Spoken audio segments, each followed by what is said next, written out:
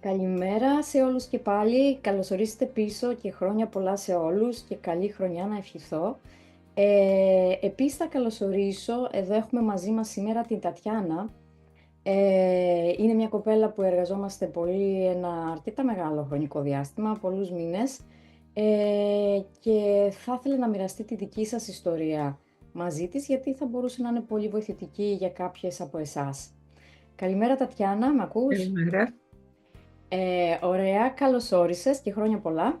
Ευχαριστώ. Χρόνια πολλά. Να πούμε για το ιστορικό ότι είναι 27 Δεκεμβρίου του 2024 και ήθελα να σε ρωτήσω, Τατιάνα, μπορείς να μας πεις πότε ξεκινήσαμε να εργαζόμαστε μαζί και ποιος ήταν ο λόγος που είχες απευθυνθεί σε μένα και ξεκινήσαμε την όλη εργασία μας. Ξεκινήσαμε μαζί πριν από 1,5 χρόνο περίπου και λίγο Μμμ. παραπάνω και απευθύνθηκα σε εσάς γιατί είχα διαγνωστεί με Μμμ. υδροσάλπιγγες και στις δύο και μετά από ένα χειρουργείο που είχε αφαιρεθεί η μία προσπαθούσα να διατηρήσω υγιή την δεύτερη μου σάλπιγγα. Οκ, πάρα πολύ ωραία. Και θέλεις να μας πεις τι ακριβώς έκανες και αν τελικά σε βοήθησε? Ξεκινήσαμε μαζί ε, με το μασάζ και κάναμε μασάζ στην κοιλιακή χώρα και κομπρέσες καστορέλαιου. Μμμ. Έπειτα από αυτό αρχίσαμε να κάνουμε τις ασκήσεις του Dream Birth και έπειτα Μμμ. περάσαμε στον πίνακα για μεγαλύτερη οικειότητα με το σώμα. Και Οκ. έκτοτε η αλήθεια είναι πως όσες φορές έχω επισκεφθεί το γιατρό δεν έχουν δει κλινική εικόνα στη μία μου σάλπιγγα. Δηλαδή εννοείς ότι δεν υπάρχει η διάγνωση της υδροσάλπιγγας αυτή τη στιγμή? Αυτή τη στιγμή όχι. Δεν υπάρχει φλεγμονία, ας πούμε. Έκανα και βέβαια και κάποιες διατροφικές αλλαγές, έκοψα τη ζάχαρη. Ε, Μμμ. Είχα ακολουθήσει για τουλάχιστον 1 χρόνο μια ε, αντιφλεγμονώδη δίαιτα, η οποία διατηρώ κάποια στοιχεία, ας πούμε, η ζάχαρη έχει φύγει αρκετά από τη διατροφή μου Μμμ. και αυτό βοήθησε στη μείωση της φλεγμονής και να επιτύχω κάπως αυτό το στόχο για τον οποίο ξεκίνησα την όλη διαδικασία. Ναι, και αυτό είναι πάρα πολύ σημαντικό. Βέβαια, να διευκρινίσω ότι τη διατροφή, έτσι, τη διατροφή δεν είναι κάτι που την έκανες μαζί μου, είχες πάει Όχι, σε όχι. διατροφολόγο, έτσι. Ναι, ναι. Όμως, εμείς είχαμε συζητήσει αρκετά για κάποια συμπληρώματα που έχουν Μμμ. αντιφλεγμονώδη δράση, και ιδίως αυτές οι πρακτικές που ανέφερες, το μασάζ, έτσι, και κάποιες άλλες πρακτικές από τις θεραπευτικές μεθόδους Αρβίγκο, που βέβαια θέλω να πω κάτι για τον κόσμο που μας ακούει, προσοχή, όταν ακούτε κάτι σε ένα YouTube βίντεο, μην προσπαθείτε, αν είναι μια ανάλογη δική σας περίπτωση, να το ξεπατικώσετε, γιατί δεν είναι απαραίτητο ότι αυτό θα ταιριάζει σε εσάς. Δηλαδή, Ναι. ανέφερε κάτι η Τατιάνα για καστορέλο, προσοχή, η χρήση του καστορέλου γίνεται με πολύ συγκεκριμένο τρόπο, πολύ συγκεκριμένες μέρες του κύκλου, δεν το πίνουμε. Έτσι, και επιπλέον δεν είναι για όλους. Μπορεί για κάποιους ανθρώπους να αποβεί ως και ζημιογόνο, αν υπάρχουν κάποιες καταστάσεις υγείας που δεν επιτρέπουν τη χρήση του καστορέλου. Μμμ. Οπότε αυτό το βίντεο είναι ενημερωτικό, δεν έχει στόχο συμβουλευτικό για ανάλογες καταστάσεις, έτσι μπορεί να αντιμετωπίζετε.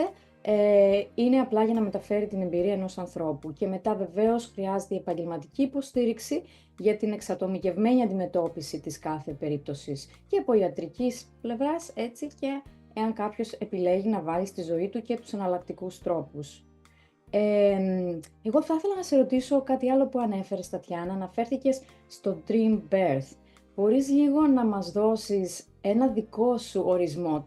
Τι είναι το Dream Birth, πώς θα το όριζες για μια κοπέλα που δεν γνωρίζει τι είναι και πώς αυτό κατ' επέκταση σε βοήθησε και για το συγκεκριμένο πρόβλημα και γενικότερα στη ζωή σου μέχρι τώρα? Οκ. Δεν έχω προσπαθήσει να το ορίσω, θα προσπαθήσω τώρα. Μμμ.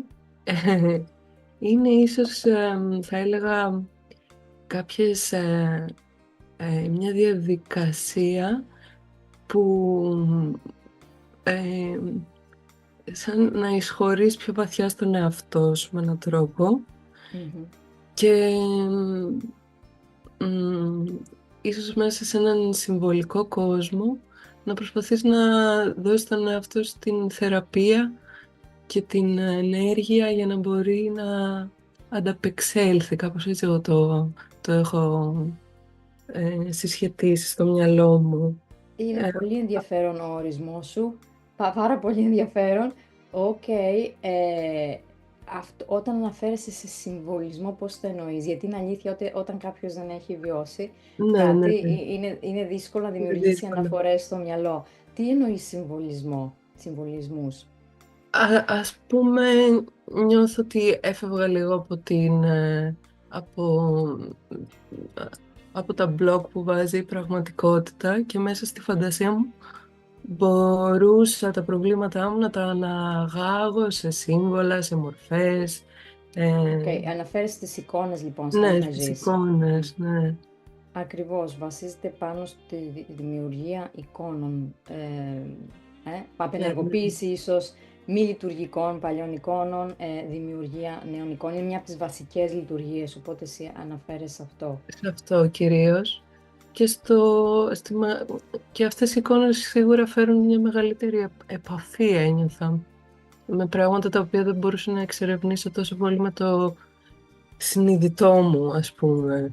Μμ. Δηλαδή, εμένα μου τέριαξε αρκετά το Dream Birth. Σαν... Και γιατί αυτό ήταν τόσο σημαντικό για εσένα, μ, πώς σε βοήθησε δηλαδή και πώς βοήθησε κατ' επέκταση θεωρείς, παρότι δεν μπορούμε να έχουμε αποδείξεις, αλλά πώς θεωρείς ότι μπορεί να βοήθησε και το πρόβλημα της υδροσάλπιγγας? Ένιωθα ότι μέσα αυτών των ασκήσεων που μπορούσα να τις ακολουθήσω και μόνη μου, δηλαδή Μμμ. είχα και περισσότερα εργαλεία στη φαρέτρα μου, ας πούμε, ε, μπόρεσα ε, να στέλνω ενέργεια, έτσι ένιωθα ότι έστελνα ενέργεια στις σάλπιγγες, ότι ερχόμουν πιο κοντά τους, τις ένιωθα όργανα τα οποία μπορούμε να πούμε ότι δεν μπορείς να τα νιώσεις Μμμ. ακριβώς, αλλά τα νιώθεις μέσα από αυτή τη διαδικασία και, και κυρίως ένιωθα παρουσία, ας πούμε.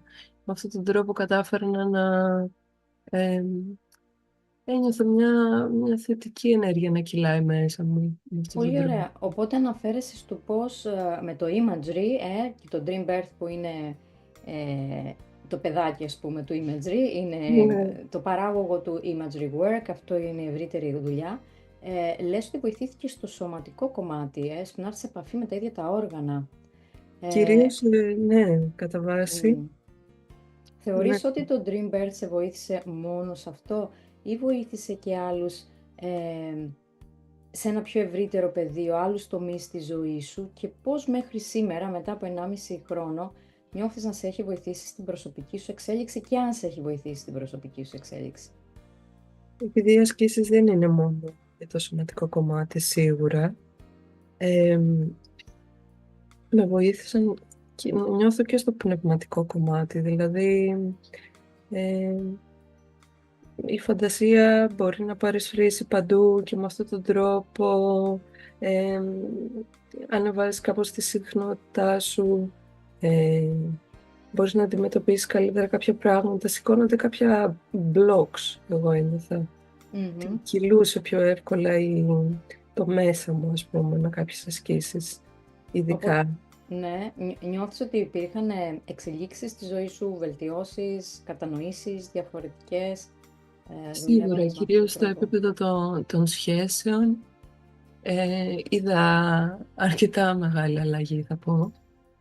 Είτε με Μμμ. τους γονείς, είτε με τους φίλους, είτε με τους συντρόφους. Μπόρεσα να δω ξεκάθαρα κάποια πράγματα που μέχρι τότε η αλήθεια ήμουν αρκετά φοβισμένη για να τα Μμ. αντιμετωπίσω. Ναι, ναι. Αυτό Πολύ ωραία. παρατήρησα.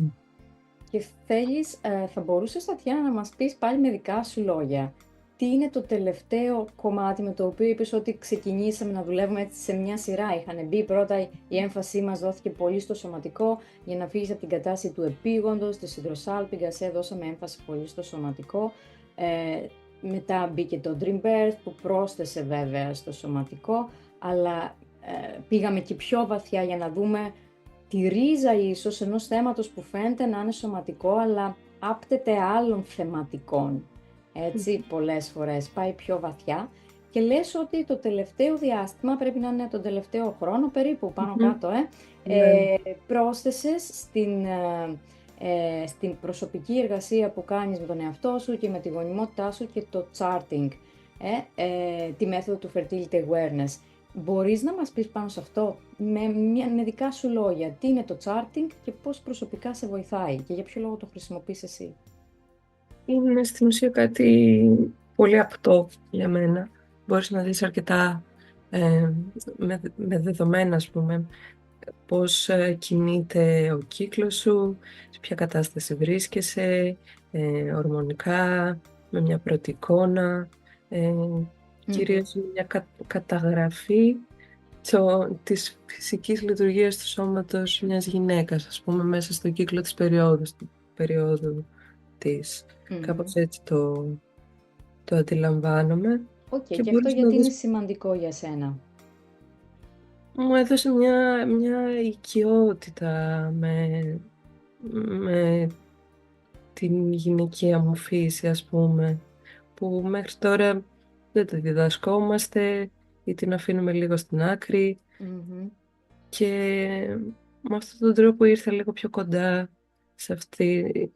στην αίσθηση που έχει μια γυναίκα μέσα στην περίοδο της, στον κύκλο της.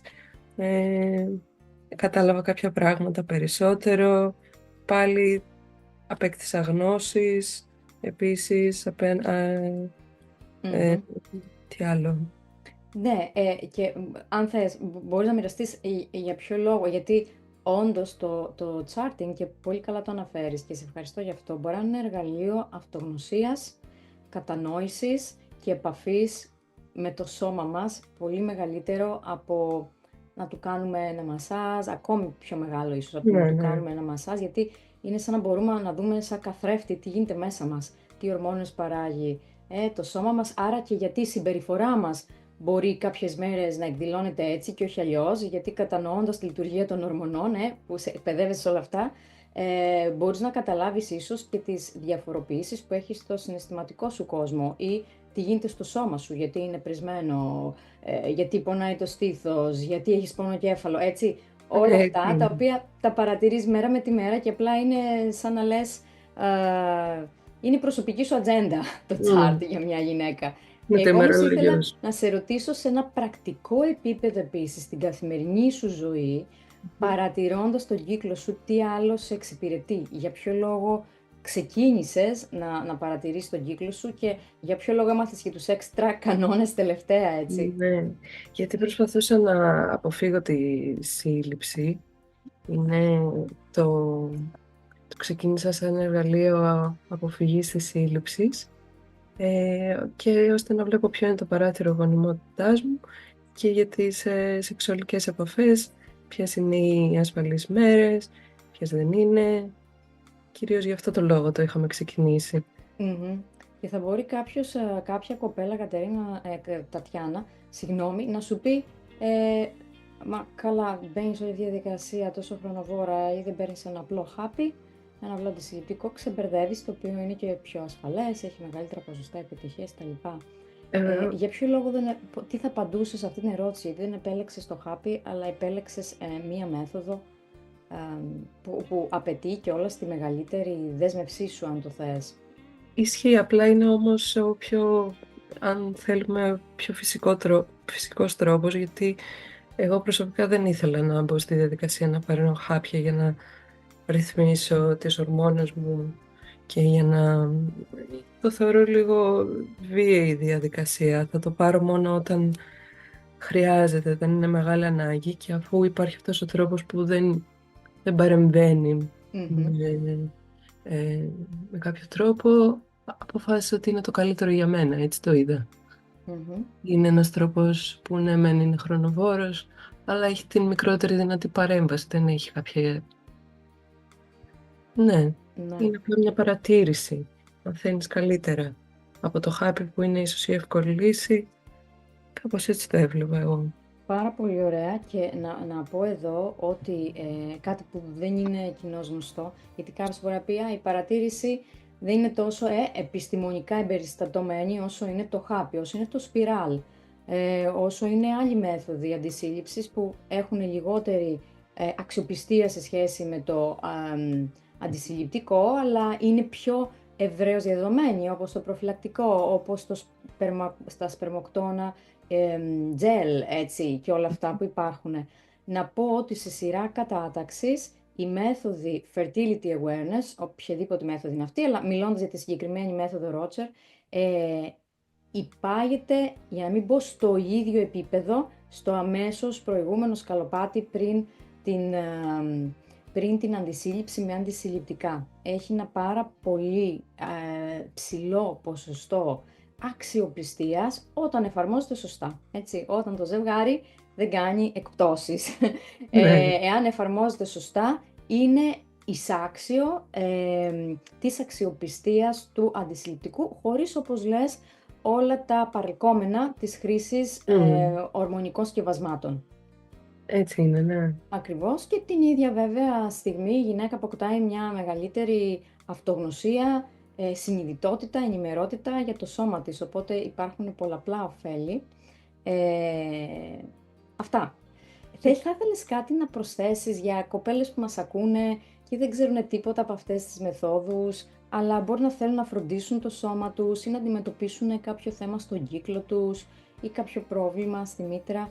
Θα συνέστηνες όλη αυτή τη δουλειά που εσύ ξεκίνησες πριν 1,5 χρόνο και συνεχίζεις? Σίγουρα, γιατί δεν νιώθω ότι είμαι η ίδια. Κυρίως γι' αυτό το λόγο το σύστηνα. Νιώθω ότι η ποιότητα ζωής μου είναι διαφορετική τον 1,5 χρόνο μετά από όλες αυτές τις θεραπείες που ακολούθησα. Γι' αυτό το λόγο, ναι, θα το σύστηνα. Η αλήθεια είναι. Πάρα πολύ ωραία. Σε ευχαριστούμε πάρα πολύ, Και Τατιάνα. εγώ ευχαριστώ. Εύχομαι καλή συνέχεια Επίσης. και καλή χρονιά σε όλους που μας ακούνε, με υγεία και καλύτερες κατανοήσεις και καλύτερη συνειδητότητα για το τι είμαστε σαν γυναίκες, τι μας συμβαίνει στο σώμα μας, στην ψυχή μας και το τι αξίζουμε. Έτσι είναι. Καλή συνέχεια. Να είσαι καλά.